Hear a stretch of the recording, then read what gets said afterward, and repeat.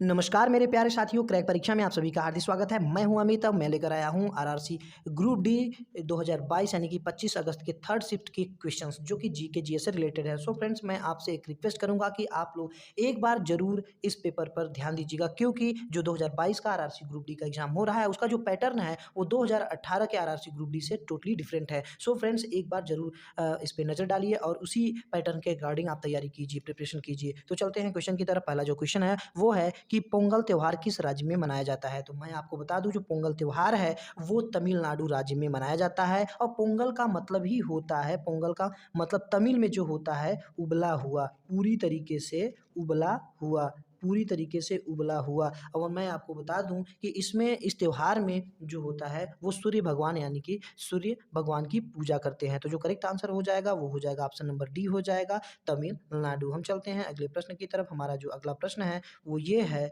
कि सॉरी, इसमें 46वें संविधान संशोधन है, जबकि आया था 86वें, 86 आया था, 86 यानी कि 86वें संविधान संशोधन द्वारा कौन सा अनुच्छेद जोड़ा गया था। तो मैं आपको बता दूं फ्रेंड्स, जो 86वां संविधान संशोधन है वो 2002 में विधेयक पारित करके उसे संशोधित किया गया था। तो सो फ्रेंड्स, मैं आपको बता दूं, जो 21 क है उसे जोड़ा गया था। किसे जोड़ा गया था? 21 क को जोड़ा गया था। इस संविधान संशोधन में यह कहा गया था कि 21 क में यह कहा गया था कि जो 6 से 14 वर्ष के बच्चे हैं, किसने? 6 से 14 वर्ष के जो बच्चे हैं उनको निःशुल्क शिक्षा यानी कि मुफ्त शिक्षा का प्रावधान है। तो फ्रेंड्स, जो हमारा करेक्ट आंसर हो जाएगा ऑप्शन नंबर सी हो जाएगा, अनुच्छेद 21 का हो जाएगा। हम चलते हैं अगले प्रश्न की तरफ। जो हमारा अगला प्रश्न है वो ये है कि जल दिवस कब मनाया जाता है, या फिर अंतर्राष्ट्रीय जल दिवस कब मनाया जाता है। तो अंतर्राष्ट्रीय जो जल दिवस होता है वो 22 मार्च को मनाया जाता है। किसको? 22 मार्च को अंतर्राष्ट्रीय जल दिवस मनाया जाता है। और वही अगर 22 अगर कह दिया जाए, अप्रैल कह दिया जाए, तो 22 अप्रैल को क्या मनाया जाता है? विश्व पृथ्वी दिवस मनाया जाता है। तो सो फ्रेंड्स, जो हो जाएगा करेक्ट आंसर हो जाएगा, अंतर्राष्ट्रीय जल दिवस कब मनाया जाता है? तो 22 मार्च मनाया जाता है। ऑप्शन नंबर जो बी हो जाएगा वो करेक्ट हो जाएगा। हम चलते हैं अगले प्रश्न की तरफ। हमारा जो अगला प्रश्न है वो ये है कि भारतीय मानक समय इंडियन स्टैंडर्ड जो टाइम है किस स्थान से होकर गुजरती है। तो हम आपको बता देते हैं कि जो 82.5 डिग्री, कितना? 82.5 डिग्री जो देशांतर रेखा है, देशांतर रेखा जो कि भारतीय मानक समय है, वो प्रयागराज के नैनी से होकर गुजरती है। किससे गुजरती है? प्रयागराज के नैनी से होकर गुजरती है। ये बहुत ही स्टैंडर्ड क्वेश्चन है और बार बार हर एग्जाम में पूछे जाते हैं। सो फ्रेंड्स, जो हमारा जो करेक्ट आंसर हो जाएगा वो हो जाएगा ऑप्शन नंबर ए हो जाएगा, प्रयागराज यानी कि प्रयागराज के नैनी से। हम चलते हैं अगले प्रश्न की तरफ। हमारा जो अगला प्रश्न है वो ये है कि अंतरराष्ट्रीय तिथि रेखा कितने डिग्री देशांतर पर स्थित है। तो सो फ्रेंड्स, सबसे पहले हम आपको ये बता देते हैं कि जो देशांतर रेखा होती है वो क्या होती है। सो फ्रेंड्स, देशांतर जो रेखा होती है उत्तर से दक्षिण,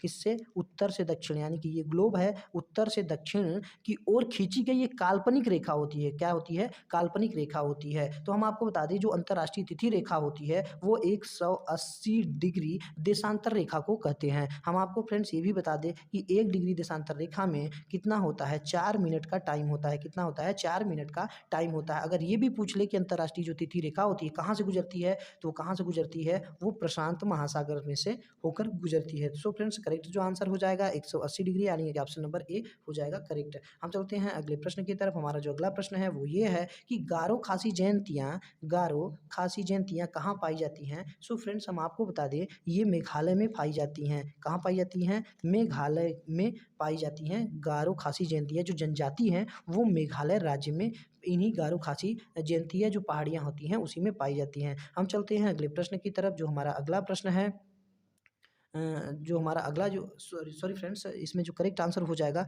वो हो जाएगा मेघालय, यानी कि ऑप्शन नंबर जो बी हो जाएगा वो करेक्ट हो जाएगा। हम चलते हैं अगले प्रश्न की तरफ। हमारा जो अगला प्रश्न है वो ये है कि गारो खासी जयंतिया पहाड़ियाँ किसका भाग है। कुछ लोग बता रहे हैं कि जनजातियाँ पूछा था, कुछ लोग बता रहे हैं कि पहाड़ियाँ पूछा था। तो सो फ्रेंड्स, अगर गारो खासी जयंतिया जो पहाड़ियाँ हैं वो किसकी मतलब किसका भाग है, तो जो करेक्ट आंसर हो जाएगा गारो खासी श्रृंखला का पार्ट है। गारो खासी श्रृंखला का पार्ट है जो कि मेघालय में स्थित है।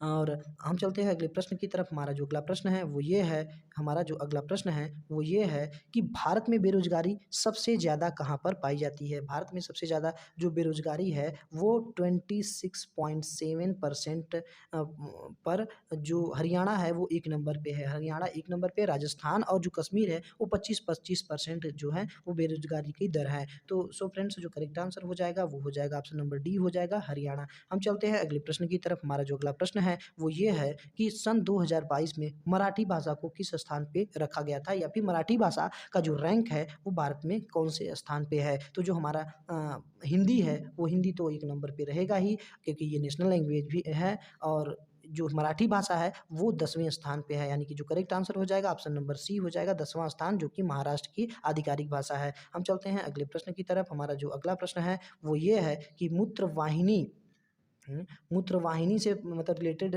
प्रश्न आया था, कि मूत्रवाहिनी से रिलेटेड प्रश्न ये आया था कि उसमें जो उसका पार्ट था, हर एक पार्ट का मतलब जैसे कि किडनी दिया था, ब्रेनाकोआ दिया था, मतलब कि किडनी दिया था, ब्रेनाकोआ दिया था, और यूटेरस दिया था, और मूत्राशय दिया था। तो इसी का क्या था, अरेंजमेंट करना था। तो अरेंजमेंट करना कैसे था, जो पहले किडनी हो जाएगा, फिर क्या हो जाएगा आपका ब्रेनाकोआ हो जाएगा, फिर क्या हो जाएगा यूरेटर हो जाएगा, फिर क्या हो जाएगा आपका मूत्राशय हो जाएगा, मूत्राशय। तो इसमें करेक्ट आंसर हो जाएगा आपका ये।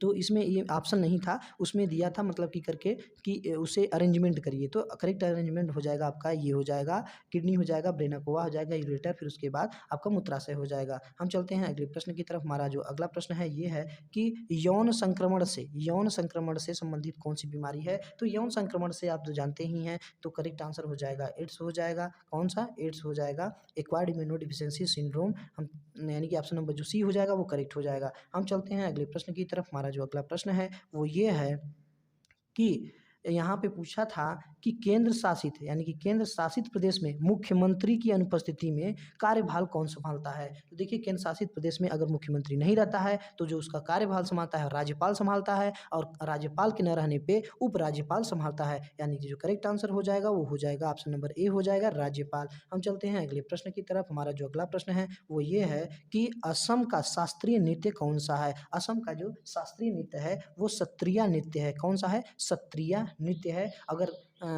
लोग बिहू पे ज़्यादा मतलब टिक मारेंगे, लेकिन हम आपको जो बता दें कि जो बिहू है वो बिहू आपका लोक नृत्य है। क्या है, लोक नृत्य है, जो कि बिहू त्योहार से संबंधित है, जो कि असम में मनाया जाता है। सो फ्रेंड्स, वीडियो अगर अच्छी लगे तो लाइक कीजिए, सब्सक्राइब कीजिए। हाँ, एक बात, बेल आइकन को दबाना ना भूलिएगा, क्योंकि बेल आइकन दबाएंगे तो हमारी वीडियो तुरंत आपके पास, तुरंत तत्काल आपके पास पहुंच जाएगी, और आप उसका फ़ायदा उठा पाएंगे और उसी के अकॉर्डिंग आप प्रिपरेशन करेंगे। जय हिंद।